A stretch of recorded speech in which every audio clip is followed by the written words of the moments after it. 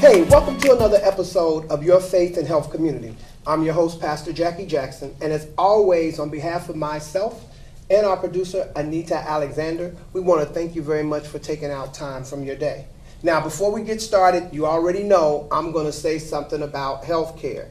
If you have not yet enrolled in some type of health insurance, you need to make it your Christian duty to go get enrolled. Listen, if you are single and you make $16,243 or less, that makes you eligible for Medicaid. Don't even go to the marketplace because they're going to kick you out because you don't have to pay for your health insurance. That's covering medical, dental, vision, doctor's visits, emergency, prescriptions. Now, if you're a family of four and your total or combined income is $44,550 or less, your whole family is eligible for Medicaid. Now, if you are in a position that you have to go to the marketplace, it's too late to enroll in open enrollment because that closed back in December. It won't open again until November of 2018. But if you've recently started a new job, was recently fired from a job, just recently had a baby, congratulations. Recently got married, congratulations. Maybe just recently got divorced. I don't know, congratulations, I'm not sure. You have to figure that one out. If you're recently coming home from a penal institution, those are called life-changing events, and you are therefore qualified to enroll in marketplace insurance, but you only have 60 days from the date that your life-changing event took place. So you can enroll in marketplace insurance. You can go to www.healthcare.gov, get enrolled. If you don't want insurance for yourself, you go, I'm healthy, I don't need it. What about your family? What about your children or your wife or your mom or your dad? Listen, one of the leading causes of bankruptcy are medical bills. A stay in the hospital could cost you $20,000, $30,000, $40,000, $50,000. You've heard me tell this story before. I went in the hospital because I had congestive heart failure. At that point, I was not insured. I ended up with an $80,000 medical bill. $80,000. 4 months later, went back in the hospital again with congestive heart failure. I don't know what happened. I guess they were running a discount that time, but I still had $65,000 in medical bills. You do the math. 80, 65, I don't want to look bad. I may not get it right. You figure it out. Either way, that can bankrupt you. So look, get insured. You need to do it. Everybody should have insurance. You have insurance for your car. Don't you think your body is more important? Don't you think your health is more important than your car? And now I want to add just another quick statistic in here because it's very important when you look at all the things going on around our country. Every day in the United States, 96 people die from gun violence. Every day in our country, the United States, 96 people die from gun violence. And I want to add this too, because a lot of people don't realize it. Suicide by gun is considered gun violence. So why am I adding that? What does it have to do with health care? Well, it's got something to do with your health, obviously, because if you're affected by gun violence and you die, or you're affected by gun violence, it's going to affect your life. So I'm saying that to say, listen, we've got to do something. If you have a gun in your home and you have children and you don't have it in a lockbox, you're wrong. Putting it under your pillow cannot stop your child from going under your pillow, picking up your weapon, and shooting them or you. 96 people a day in the United States die from gun violence. Okay, I'm done until the next time we talk. I'm going to get off my soapbox. We're here today because I'm really excited. We have some of the cast members of the upcoming gospel stage production, Holiness or Hell, written by Trina Best, in here with us today. The show is actually next week, which is June the 22nd. Well, actually, by the time you see this, the show is this weekend, which is June 22nd, 23rd. There's a 7 p.m. show on Friday, a 2 and 7 p.m. show on Saturday. You want to get more information? We'll put up some information. You can call and you can get all of that information. But it's a very good piece. It's dealing with life. Every one of us every day has a choice of dealing with holiness or, putting ourselves in hell. It just kind of depends on what you want out of life. But it's an awesome piece. It's about a mother and her 3 children, but mainly her son who is out there. And somebody watching here or be at the show, your child might be out there caught up in drugs, out there caught up in the life, or as they say, I'm about that life. That's what this show is dealing with. I don't want to tell you like a whole lot. We're not going to tell you a whole lot. And by the grace of God, I've been blessed to be the director of this piece, and it's awesome. And it's starring Tyga Graham, who's sitting here to my left. If you remember Tyler Perry's production, I Can Do Bad All By Myself, and the character Bobby, who I believe he was home from prison, right? And he was home. He could get health care insurance because he had come home. I'm gonna look into that. and if you remember the scene, I'm not going to go into the scene. I know when we would go places and we'd show up at a hotel, it seemed like every woman at the hotel remembered the blue tile scene, but I ain't gonna talk about the blue tile. Oh wow! Yes, okay. But this is Tyga Graham to my left. He's starring in it. To my right is Phyllis Evans. I know her as Phyllis Jordan, but I wanted to be sure I said Phyllis Evans right, who's playing Mama Rosalie. Right next to Tyga is playing his Aunt Minnie. Right next to Mother Rosalie is one of her other sons. This is Jerome Johnson playing Micah. Yeah. And I finally said his name right, so I feel pretty good. Thank you. And all the way over to the other side, this young lady right here, she's playing the character of Repo, but her name is Marva Hammonds. And I'm excited to have the cast here. We're just going to talk about the show a little bit, and mainly want to talk about how prevalent the show is to what's going on in our everyday life right now. So, Tyga, yes, welcome back to the city. Thank you. I'm You glad should I'm just back. get an apartment. I should. Me and Anita need to talk about that. Yeah. So, tell us about you being here. Well, I'm here.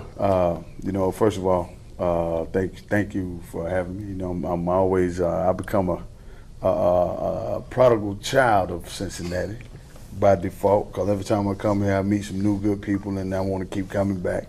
And but I come back for good causes. This show, to me, reading the script, which is excellent, by the way. I'm not just saying that. And I pride myself on making sure if I'm going to work on something, it has to be something that touches me, that I can relate to, that I could do justice to character-wise. So I'm here because Butcher needs to be, he needs to be seen. People need to see that. There's a lot of butchers out there, and they need to come. If you know a butcher, which is somebody that's knowing he's doing wrong, grown man 50 times over, still at home with his mama, doing the wrong stuff, and don't want to listen to the people that's trying to help him, he needs to come and see this, because it's not a bashing show, but it's about him understanding that he got to come out of that little situation he's in order for him to help his whole family, but most of all help himself. And God gave you the tools to help yourself, and Butcher is the prime example of one of the laziest cats I ever met in my life. If I could talk to Butcher right now, me and him would have a day and a half to hash some stuff out. Yeah. So I'm just excited because I worked with a couple of people in the show before. Of course, you directed, and I've always been a fan of your work. So I'm always gonna come when you call me if I'm available. But I think this is gonna be something that everybody can enjoy. I've got a dynamic cast. I already heard some singing, man. Hey, bro, ladies and gentlemen, okay, I'm just saying, you're getting ready to get blown the way up out of this piece. So, it's a good thing. So, I just want to make sure you guys know that it's something that's necessary for real, because we were talking earlier, Jackie and I, about the tragedies that are befalling young people and old people alike. And this play is the embodiment of what can happen when you don't get help. It could be different because, people want to come and hurt you when you don't do the right thing, and then you jeopardizing your whole family by putting yourself in a position that you don't need to be in. So that's why I think this is going to be a good show, and it got a great message, man. The message is crazy. So I'm very excited about that. All right, great. Now, before we move on, we can't move on without talking about Silk and Yeah. Tyler Perry. So, Right. so let's talk about Tyler Perry first. I already mentioned Bobby and, Right, and the right, Blue right. Towel, and, Right, and we'll act like the Blue Towel don't exist, because this is a safe show. But let's talk. What was it like working with Tyler? Well, it was very refreshing. You know what I mean? Because little do people know, Tyler is a very caring guy. You know what I mean? He made sure we were well taken care of on the road. He made sure he took time out to fellowship with everybody in the show. It's not like and I took a blueprint from his mold and his model, because Tyler came from zero, man. He came from homelessness to just crazy stuff that he's doing, and I don't think a lot of people appreciate, or they can't, because they don't really know the man. You know what I'm saying? Whatever people say in the tabloids about whatever they talk, everybody's gonna get talked about. They talk about Jesus Christ, but Tyler's real trait that really made him who he is. He genuinely cares about people, and I remember when we did the show, it was the first Madea play. And this is stuff people don't understand. People don't know Madea, I think Diary came out first on the DVD. But the first Madea play was I Can Do Bad All By Myself. And I can remember days that, it looked like, he wasn't going to get up out of that suit. Because that's before they learned to put all the rigging in it to make it cooler. This guy, man, it was phenomenal to watch him work. And I remember when we did this show, they were telling him, man, this ain't gonna work, bro. Flip Wilson already did this. Jamie Foxx already did this. Martin already did this. What you doing? We broke all kind of records. Madea became, I Can Do Bad All By Myself, still got records out there to this day. We became the hottest stage play, period. But what I can say about him right now, looking at the growth and maturation of his process, he always had that idea. And then some people try to duplicate it. We were talking about that. You can't duplicate somebody that God has chosen to do that. It's just one Tyler Perry. You know what I mean? And that's his mold, and that's what he was meant to do. And being somebody that was a part of the first thing and the first situation, it helped me grow as a young man, because when I was in that show, I was about 15 years old. I'm just telling you. I won't. Right. Wishful thinking is very good these days. But anyway, it just taught me that, you can persevere, but it also taught me the power of hard work and the power of not taking stuff for granted, because some people think just because you can sing, you're going to be a star. That ain't how it works. Stars are not built. Stars are made. And that means you got to go through the right stuff, do what you got to do, be around the right people, but you got to understand this is a very competitive industry, meaning that you're not the only one that can do what you do. And 9 times out of 10, a lot of times you're not the best one in the room that can do what you do. It's about the favor that God got on your life and what you're doing behind the curtain that he can see that's hampering your process and your progress. Because he ain't going to bless no mess. You know what I mean? And everybody that did I Can Do Bad All By Myself, I can count on my hands. All of us are doing very well right now. Some of us, like myself, and me and Jackie talk about this, I chose to kind of like try to help the next generation, because I was going in every city looking at all these little cats, and they were coming up to me talking about, yo, man, that touched me, Bobby. Like, bro, I was just on the stage trying to get a check, dude. So that helped you? So I started realizing, if I'm on that stage, I got an obligation to tell that story the right way, because somebody is going to get saved from it, or somebody's going to wake up from it. So Tyler wrote material that related and still relates to people in their down times, showing them how to jump over that hurdle and get better and get right. He gives you choices. So and this is my advice I tell a lot of people. They like, and I see a lot of players trying to imitate. People want to be stars, man. It ain't about being a star. It's about knowing what God wants you to do. If that's what you want, that's what God put you on this earth to be a star, you're gonna be one. But if not, pay attention to the signs, because God is not going to hinder you or stop you from becoming whatever he made for you to be. But if that ain't your lane, he not going to put no light in that lane, because that ain't where you're supposed to be going. So you're driving in the dark. You're driving in the dark. I like that. And then one thing about Tyler's, and I take pride in saying this part, he picked people that were meant to be in the shows. He didn't go grab nobody that just because they could sing, he'll put you in the show. That's a rumor. That's not true. It ain't about your singing. He looks and sees your character and see exactly, and he knows who's gonna do what. So that shaped my whole situation. And But before you go into that's the Silk, way it go. Before we go to Silk, Yeah. I want to save Silk. Okay. We're gonna come back to that. I want to flip over here to Phyllis Faith to Faith Evans. Now I've been knowing this sister since what? Let me see. We're a certain age, of a certain age, and I've been knowing your sister. Yes. I mean, going back to junior high school, Right. we sung together and hung out and all that. Right. And then you left and we went our ways and God has blessed us. Right. So tell us a little bit about Faith to Faith. Because let me see, you won what? Let me see, you sung at the what award show? And The Gospel Image Awards. I got a Gospel Image Awards. I got a D.D. Walker Image Award. I have a couple of certificates. I've been on the Dr. Bobby Jones show. I did the Word Network channel. Oh, and she was also on Judge Mathis. I just thought I'd mention it. Oh, go ahead. I'm sorry. I digress. Go ahead. Yeah, that was something that, yeah. But by the way, I won my case. You won. That's true. Yeah, I did win my case, and you do get that real money. But I also did Rhythm of the Night. We did Rhythm of the Night. And, as a young person, I started out in church, as most of us do in our life. We start out in church. And I always think about the scripture about the prodigal son, how I did grow up in church, but then I became the prodigal daughter. And I strayed off, and I wanted everything, and I wanted it now. And, God is not going to force us to do anything. So I did whatever I wanted to do. But then as I got older, I said, you know what, God, I'm so tired of this. I don't even want to do this anymore. And that's how I became who I am today, because God had to make me over. He had to shape me and mold me and just make me do a new thing in life, because it was always there, but I didn't know, because my mindset wasn't on like, hey, I want to praise the Lord. I want to give God. My mindset wasn't there.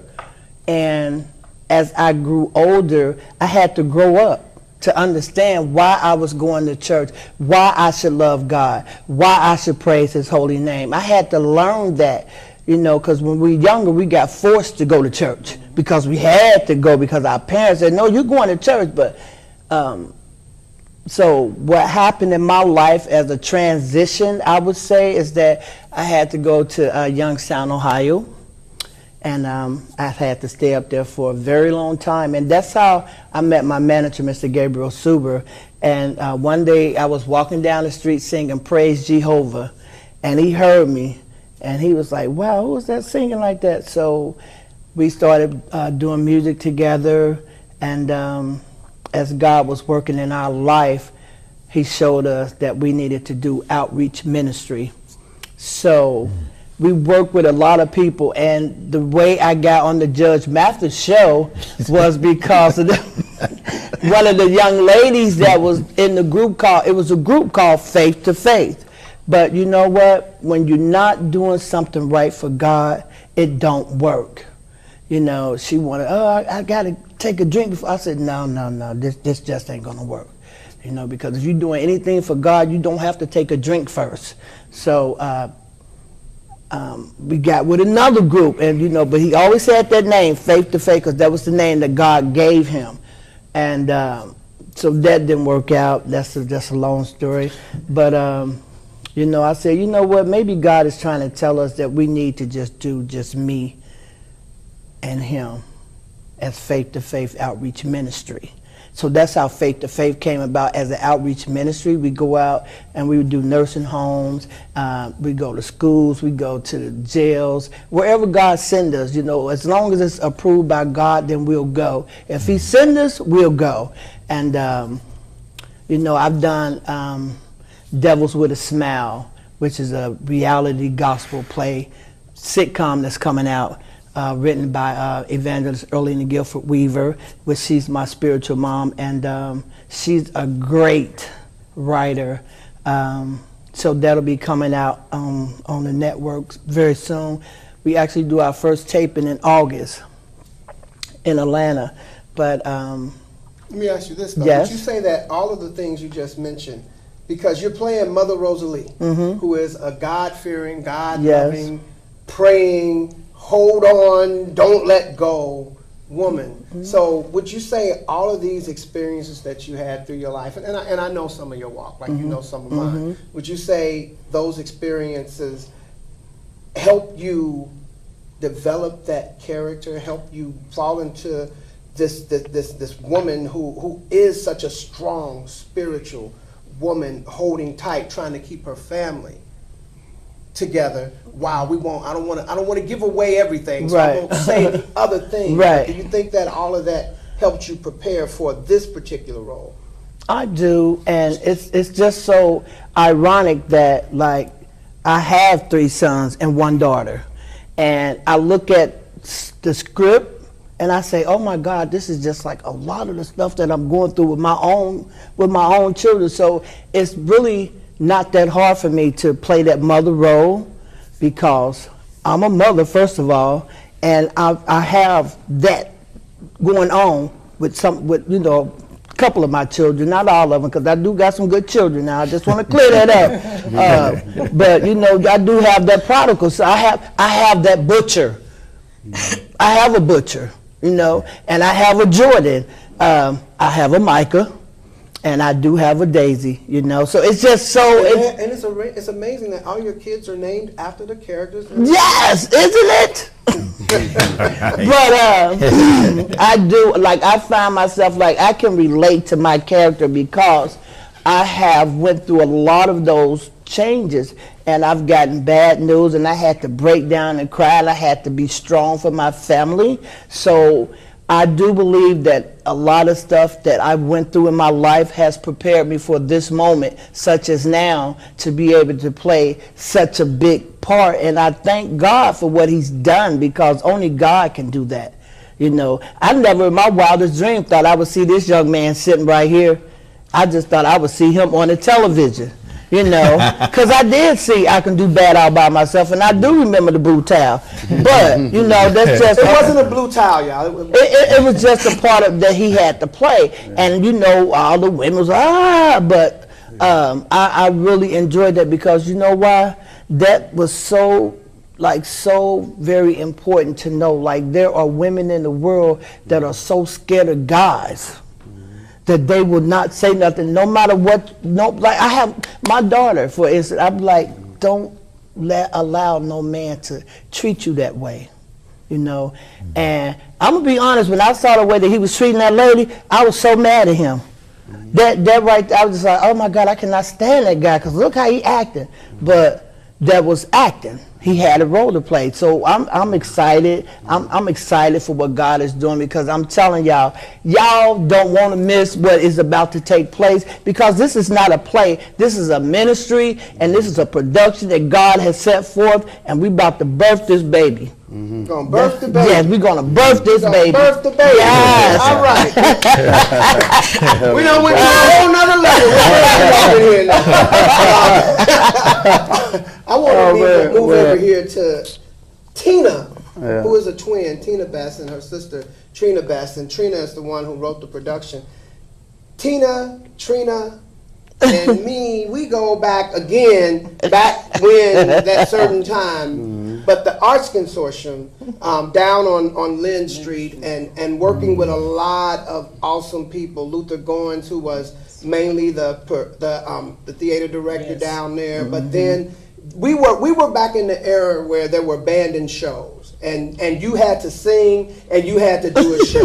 and there were no auto-tuners, there were no nothing. You were singing on tune, you were singing it, or you were doing it. And Tina is playing Aunt Minnie. Woohoo! She's playing Aunt Minnie. She's Butcher's aunt. And then there's her husband, Uncle Buck, played by Nathan. What's Nathan's last name? That Nathan, y'all know Nathan. Just tell us a little bit about your character, about you. Tell and this musical, because you and your sister, you have a very interesting musical history and have been able to do a lot of things with some awesome people. Sure. We, first of all, we're PK kids. My dad's a pastor. So you know they bad. But everybody affiliate preachers' kids as being the worst kids. Okay, we was. But we were all musically able to play everything. My mother, we never sent us to music school. My mother was very anointed and saved, and she prayed over her children one night, and we all woke up the next day and we were playing instruments. We never went to school. And so my mother always sat us beside her on the piano and said, now watch me. Or she would clear her throat, you know. And we knew what that meant. But we had a chance to branch off into different secular music worlds and stuff like that. My twin sister has done so many things. My brother Nathaniel was the lead singer for the OJs. He left with that. Then he also left to go with Gerald Levert. And then he was with Fairfield 4 and Amy Grant, Mickey Howard. He was her music director. So we pretty much learned from him because we watch everything. So we'll call him and say, well, Junior, I need a chord for this because I can't find this chord. And he'll say, Tina, what key you in? And I'll be like, I don't know, just he had to count the colors for me. Say, Tina, you in A flat. You know, I say, okay, I'm in A flat. So because of that, I'm able. Now I know what keys I'm in because he took the time with me. But I also played in the movie Traffic with Michael Douglas and Dennis Quaid. I can't tell you my role because then y'all laugh at me. Well, I'm going to tell y'all my role because I'm going to tell you what my pastor said. Oh, Pastor, don't kill me. I played the prostitute in Traffic, and Pastor said, you didn't need no script, did you? I said, that was your pastor. Yeah, my pastor. But he said it I love because we get down like that. We play like that. But and then I had an all-girls band. I remember this gentleman here. Woo, if I told y'all how far we go back, we'd tell our age. That's all right. But I remember him in Pittsburgh, Pennsylvania when he first started up Silk. This was before he was doing any acting or anything. This was before, when he first started Silk, we sung together in a place in Pittsburgh called Brockenoots.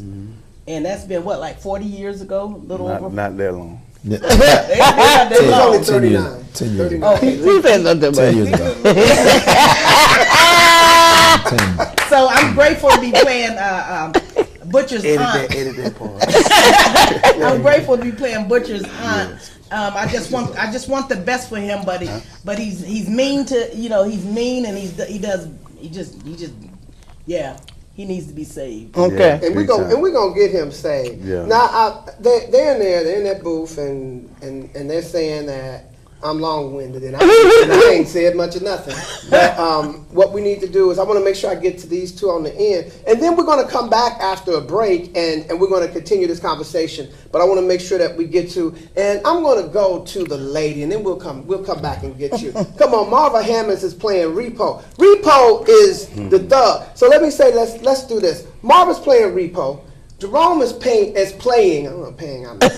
Jerome is playing Micah, and what we're going to do is this, because we need to take a break, and then we're going to come back and we're going to finish this conversation, and we're going to make sure that we start off with, first we're going to do the lady, if you don't mind, first. We'll do Marva first, and then we'll come to you, all right? Yeah. So listen, but for those of you who won't be coming back with us, I want to thank you very much for tuning in. As always, listen, your health, your faith is important, and whether you know it or not, every aspect of your life is affected by health and it's affected by faith.